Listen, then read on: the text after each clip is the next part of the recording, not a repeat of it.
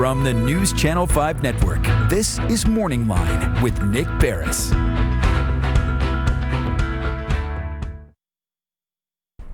Good morning, everyone. Thanks for joining us on Morningline. I am Nick Barris on this Tuesday. We're live and direct to you right now on the Plus from Studio A here at James Robertson Parkway, News Channel 5 Network. And we're going to open up the phone lines for you if you want to get some free legal advice this morning with regard to things like power of attorney, wills, and what else might be going on in the world of elder care law.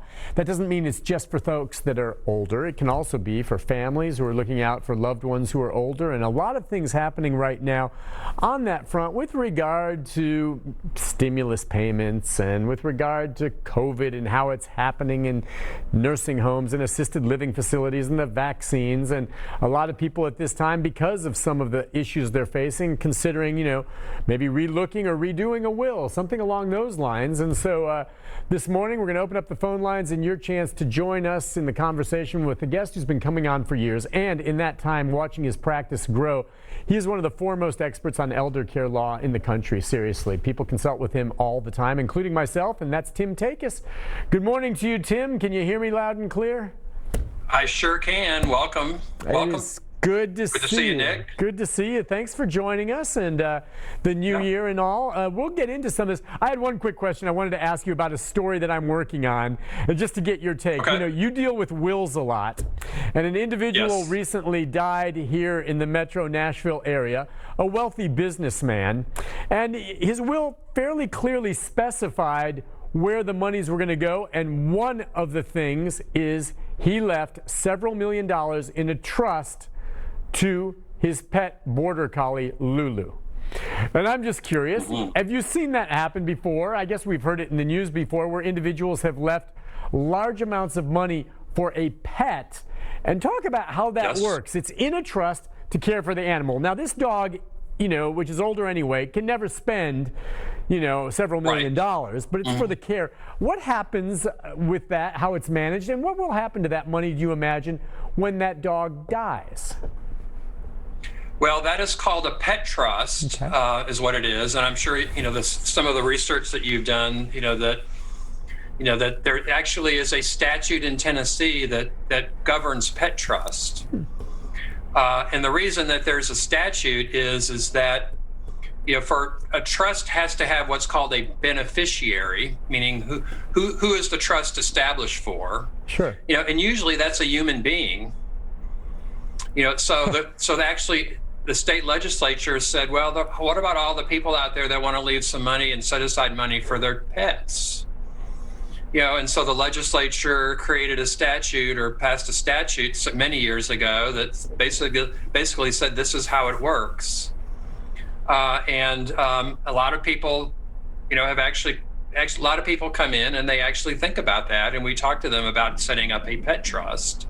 And of course, the major thing there is you have to have, like typically with any trust, you have to have something that you're going to put in the trust, meaning money or property. You're going to have a trustee, so somebody's going to have to hold the money. And also you have to have somebody who is the so-called beneficiary of the trust, which is in this case like the border collie, or it could be a pet lizard, or cows or something like that. But so it's not unusual to have pet trust. I think it's probably unusual to have that amount of money in it.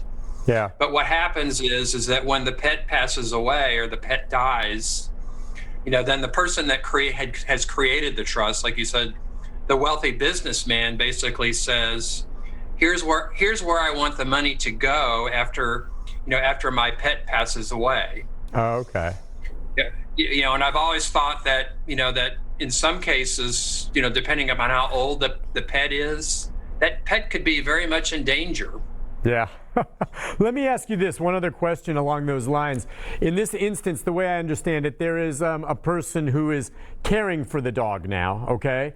And she has the dog, and there is a trustee who will be in charge of the trust.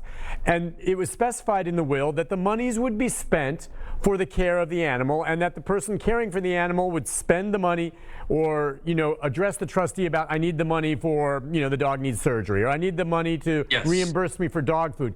How does the trustee decide? And what if there's a disagreement, since it was fairly broad-based, on what the dog needs? Now, I understand that if the owner of the dog now says, look, I need the money to buy a Mercedes for the dog, the trustee might say that's ridiculous. But what if the owner says, look, we just live in a tiny apartment, and I think this dog would like to have a nice large dog run, and I'm thinking of buying a piece of property where I will have a large area for this dog to run. He's never been before. Instead, right now, he's confined to an apartment.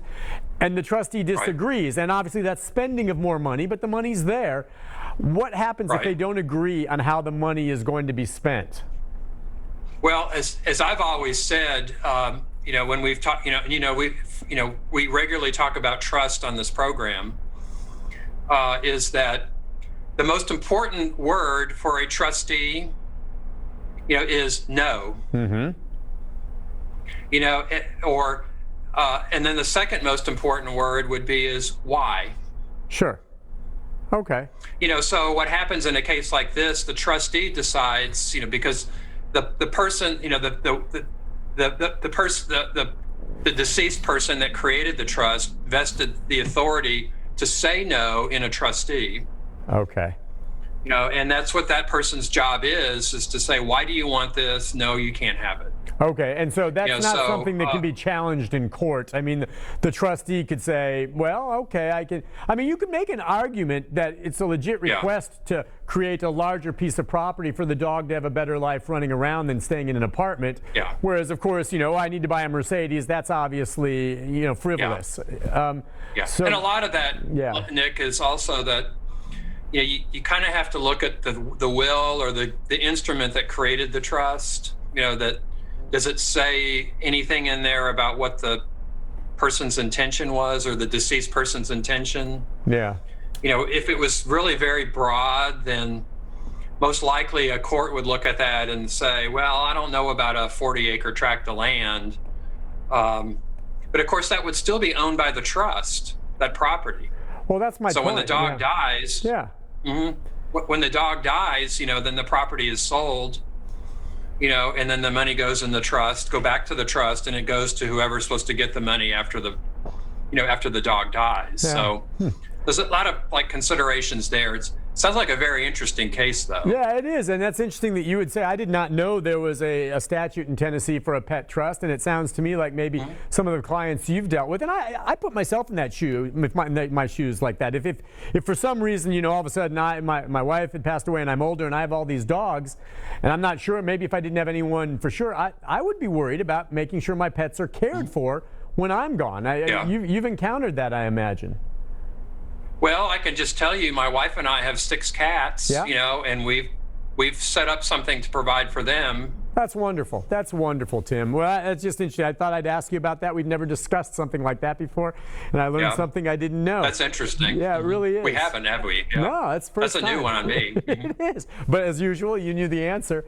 Well, let me ask you, as I said in the beginning of the show right now, obviously we're living in difficult times with COVID and, a lot of people's finances the way. I'm just curious, from where you sit, and I know you have to do everything, over Zoom meetings and all this. It's changed how you do business, but you stay busy. What are you dealing with right now? Are there some legal issues from your perspective that you're dealing with your clients right now, maybe that have developed with regard to the pandemic, with regard to nursing homes or the vaccine or anything along those lines? I'm just curious what you're seeing. Yeah, mostly what we're dealing with, as far as directly pandemic related, is obviously that we can't get into facilities, meaning our elder care coordinators. We have a nurse, a social worker, and our long-term care ombudsman or former long-term care ombudsman. So they can't do the visits like we've done in the past.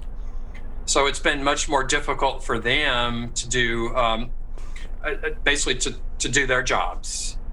So they've tried to become much more creative about. Having of course virtual meetings like this, to set up maybe more frequent phone calls, but that's really been the major thing as far as the direct client impact.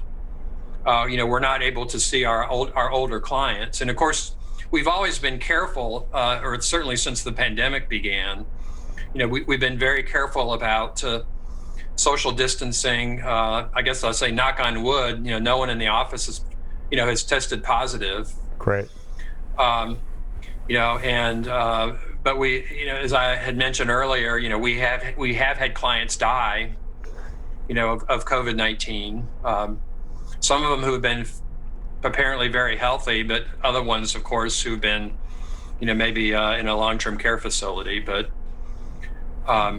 that's really certainly one way it's impacted us. We're not able to see our clients. We're not able to see our our families that are coming in and are trying to are wanting to plan for their parents or their loved ones.